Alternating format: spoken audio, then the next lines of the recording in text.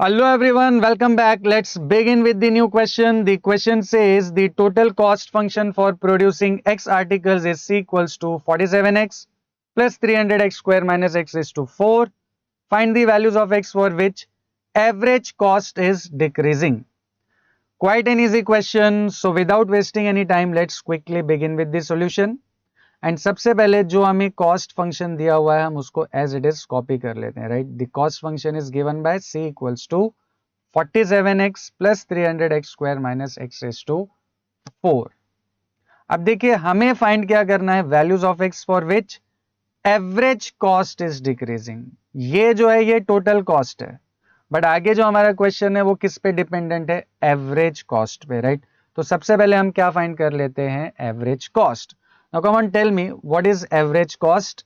Yes, average cost, that is CA, is total cost divided by number of units, that is C upon X. Total cost divided by number of units, that is X.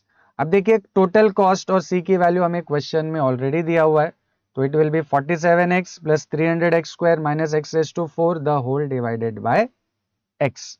अब अगर आप ये तीनों terms को x से divide करेंगे तो यहाँ पर x और x कट हो जाएगा, यहाँ पर x स्क्वायर अपॉन x में एक x कैंसिल हो जाएगा and x is to 4 upon x में एक x कट हो जाएगा, यहाँ पर बचेगा x क्यूब.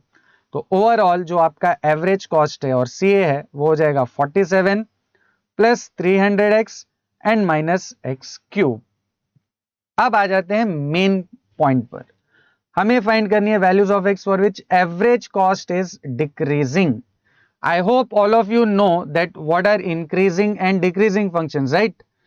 अगर f dash of x or derivative of the function is greater than 0 or positive, then function is increasing, and if f dash of x is negative, then function is decreasing. तो यहां भी हमें आगे proceed करने के लिए ये जो एवरेज कॉस्ट हमें मिला है इसको क्या करना पड़ेगा, डिफरेंशिएट करना पड़ेगा. Right, so let's differentiate both sides with respect to x. तो ये जो एवरेज कॉस्ट है सी इसका डेरिवेटिव हो जाएगा D C A by D X, that is derivative of average cost with respect to X. And right hand side पे ये जो 47 है ये कांस्टेंट है, इसका डेरिवेटिव हो जाएगा 0. 300x 3 will remain as it is, x का डेरिवेटिव 1 एंड x क्यूब का derivative will be 3x square. So ultimately D C A by D X will be 300 minus 3x square. अब देखिए हमें क्या बोल रहा है क्वेश्चन में, average cost is decreasing. Right, average cost is decreasing. तो अगर कोई फंक्शन डिक्रीजिंग है तो उसका derivative must be less than 0. तो यहां पर भी अगर एवरेज कॉस्ट डिक्रीजिंग है तो एवरेज कॉस्ट का derivative that is D C A by D X has to be less than 0. That's it. इसको इक्वेट करने पे will get values of x. अब नेक्स्ट स्टेप में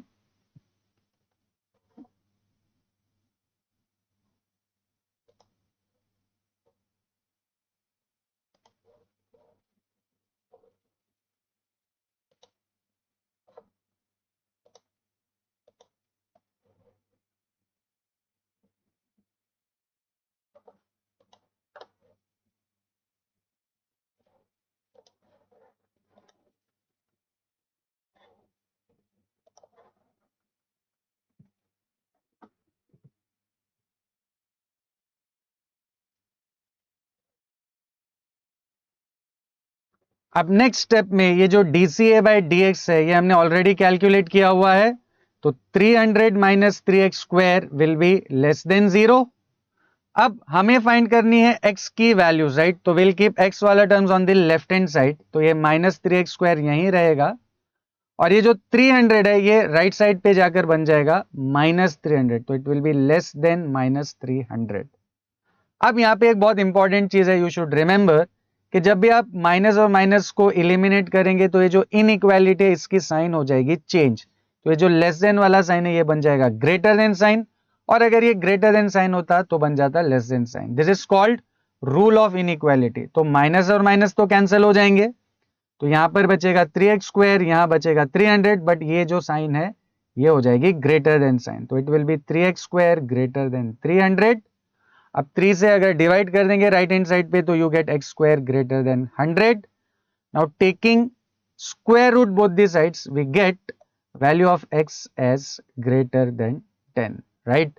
यहाँ पर हम नेगेटिव वैल्यू को नहीं कंसिडर करें because x is number of articles and number of articles can not be negative, so therefore we are considering only the positive value. So x is greater than 10, therefore we can conclude that average cost function is decreasing when x is greater than 10.